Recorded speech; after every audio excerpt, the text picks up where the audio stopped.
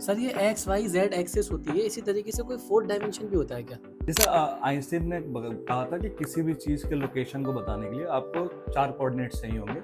एक उसका x Y जी coordinate और साथ में हमें टाइम कोऑर्डिनेट भी चाहिए। तो ये जो टाइम है सर, यही फोर्थ डायमेंशन है। अब जैसे हम as a human 3 dimension creature है, क्योंकि हम एक्स वाई जी तीनों कोऑर्डिनेट अपने मर्जी के हिसाब से चेंज कर सकते हैं। कि हम चाहें तो एक्स में अपने आप को शिफ्ट कर सकते हैं, वाई में शिफ्ट कर सकते हैं, जेड में शिफ्ट कर सकते हैं, या अपने टोटल खुद के विल पे है।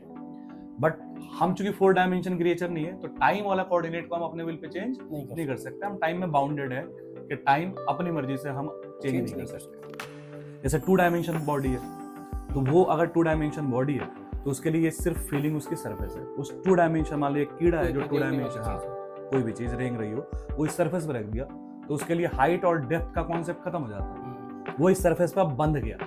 अगर मैंने इसको यहाँ रख दिया है, वो हाइट और डेप्थ उड़ नहीं सकता है, सोच नहीं सकता है, तो उसके लिए हो गया ये पिंजरा। ये कभी भी इस सरफेस से बाहर नहीं निकल सकता।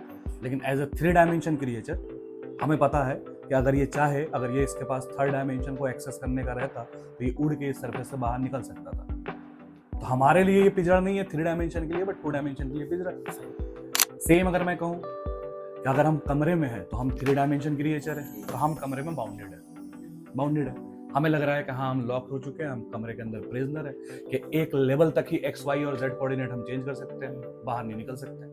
बट जो 4th डायमेंशन का क्रिएचर होगा, जिसके लिए टाइम भी उतना ही आसान होगा चेंज करना जितना लिए हमारे लिए एक्स वाई जेड चेंज करना, तो 4 डायमेंशन क्रिएचर टाइम को भी अपनी मर्जी से आगे पीछे कर सकता है।